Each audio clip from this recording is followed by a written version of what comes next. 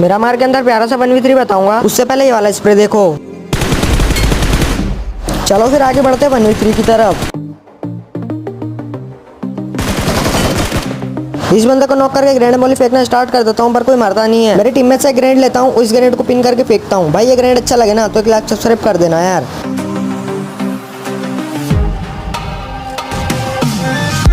फिर क्या था, 2 बंदे नॉकते, सीधा क्लोज इन कर देता हूँ इन लोगों के ऊपर।